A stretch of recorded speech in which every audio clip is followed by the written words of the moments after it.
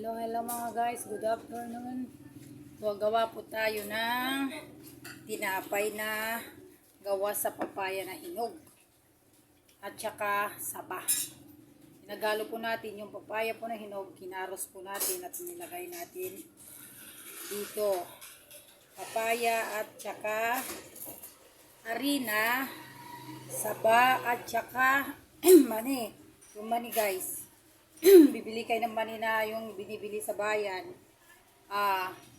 Isangag nyo siya kahit isang platito, tapos lagay nyo sa isang platito ay isang damit na malinis, tapos pitpitin nyo po ng ganito, pitpitin nyo po ng bato mga guys para maduro. Ihahalo nyo dito sa harina na may ano mga guys, saba at saka papaya. Yung hinog na papaya, blininder ko po, tapos hinalo ko po dito. Tignan nyo po, hinalo ko po dito at nilagyan ko siya ng mani mga guys.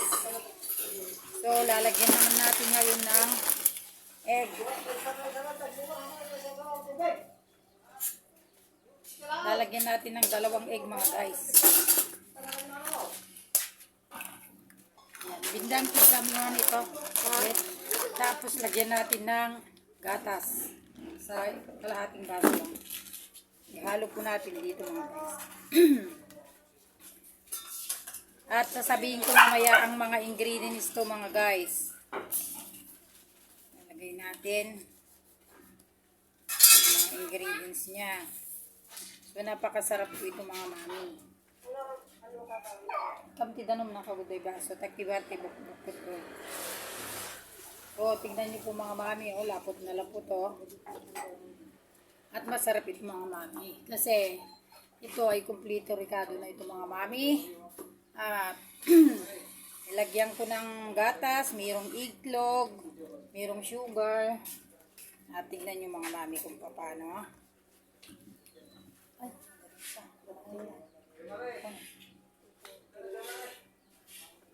Ay, lagyan natin ng gatas. So, dagdag po natin lahat. Pag kulang, dadagdagan natin ng harina mga guys. So, ayan. At napakasarap. Lang, halo-halo lang mga guys para lumapot.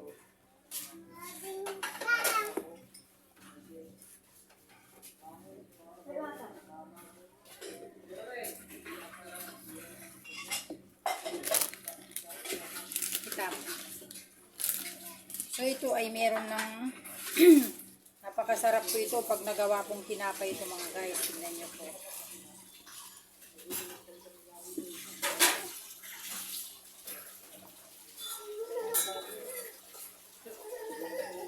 Lagyan din natin siya ng kunting asin mga guys, para meron naman siyang alat-alat.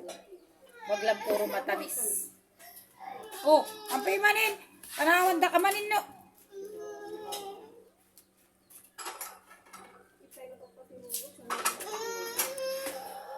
Ito mga guys, at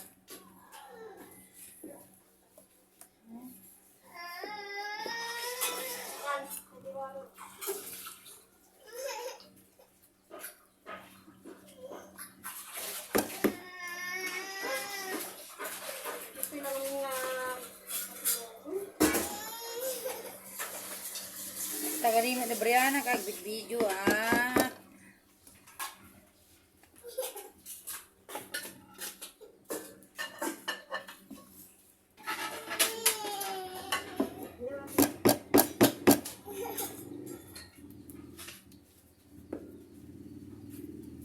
Kasi naman. So kita nyo na ito mga guys. Kung ano yun natin ay kita nyo na. At paggawa ko nito ay sasabihin ko kung anong ingredients.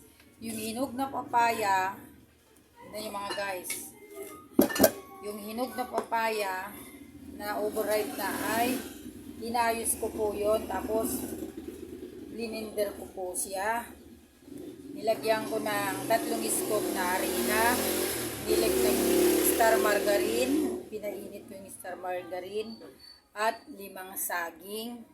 At nagsangag ako ng mani, mga guys. Yung mani na binili ko sa bayan, tapos tinaltal ko sa dinurog ko, ihinalo ko dito. Tapos nilagyan ko ng sugar. Tapos nilagyan ko ng kunting vanilya, kunting mantika, star margarine, kunting asin, mga guys, sugar, saka 2 itlog. So, ayun po ang kanyang ingredients. So, tignan nyo po mga guys. So, napakalapot to. Ayan, meron na siyang paghalu-haluin lang po yun, halu-haluin. Tapos hayaan natin na lumaki at nilagyan ko pala ng 1 kutsarang baking powder, mga guys. So, ngayon, ayan, makikita nyo na po kung paano ito ay magiging tinapay po ito na papaya. Gawa sa papaya, saging, sugar, mani, at saka, ano na yung kanina? Gatas, konting asin, at saka star margarine. Yan mga guys. Napakasarap po siya. Kung makikita nyo mga mami, ayan ang ating ginagawa. Alam mong kakain ako dyan, upo dyan ka, upo.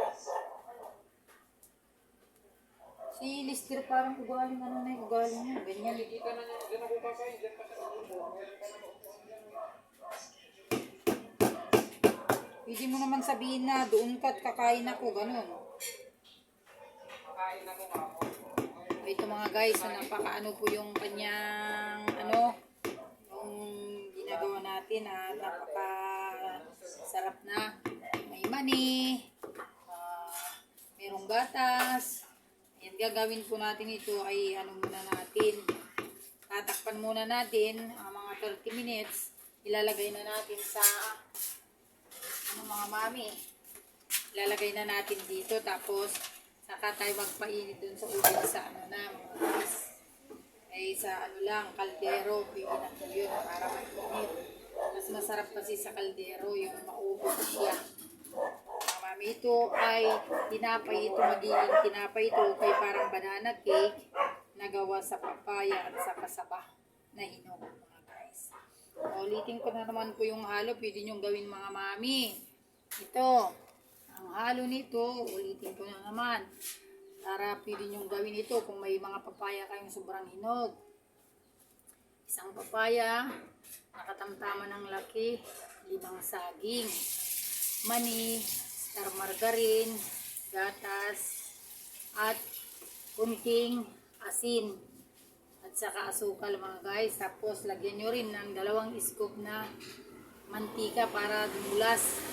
Tapos meron 1 bear brand na gatas mga guys. Tapos pag halu-haluin lang, tansyahin nyo na kung gaano kadami. Ganun lang. Tapos pag nalagay na natin dito sa llanera, nalagay na natin dito, ay magpainit na tayo dun sa uling. Pwede natin gawin sa mga kaserola. Pwede rin din i-steam.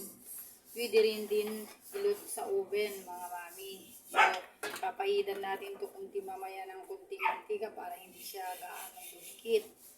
Katapos nun, iluluto na doon. Ngayon, kung gusto mo naman na lagyan mo rin sa ibabaw niya ng mani, mga mami. So, ang samantala ay puputulin ko muna ang ating tutuloy natin mamaya. Ito mga guys, tinakpan natin mga samantala yung ating ginawang gagawin natin na tinapay. So, lalagyan muna natin ng ganitong samang mantika niya para hindi dumikit. Mga guys. At yun, lagyan natin ng ganyan.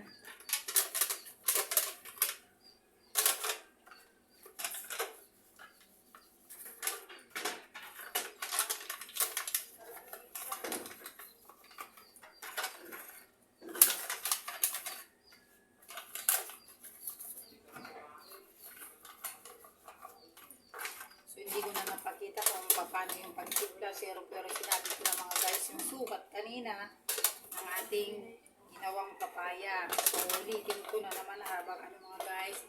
Ito po ay inog na papaya at saka 5 saging. Tapos 4 na cup na harina. Tapos may asukal na 1/4 ang nilagay dyan. Isang swak na beer brand. 10 pisong star margarine at mani. Yung mani po na pwede nyo bilhin sa bayan. Yung binibili na tatakal-takal. Isang tas pitpitin nyo at ilagay nyo dyan. So, nilagay ko po yung pinitpit na mani dito sa mga tapos, yung star margarine na nilagay ko, pinainit ko muna sa kawali. Nung mainit na nalusaw na ibinuhos ko dyan. Tapos, nilagyan ko ng vanilya. So, mga guys, lagyan ko na siya ng sugar, vanilya, ayan, kumpila na. Tapos mani, tsaka kunting swak, tsaka kunting mantika. So, ang gagawin natin mga mami ay maglalagay na rin tayo.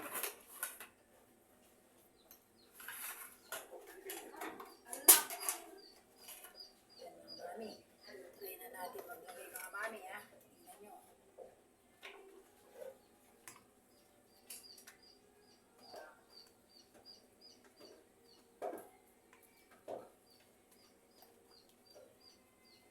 Yan mga mami, ganyan. Para katamtaman lang.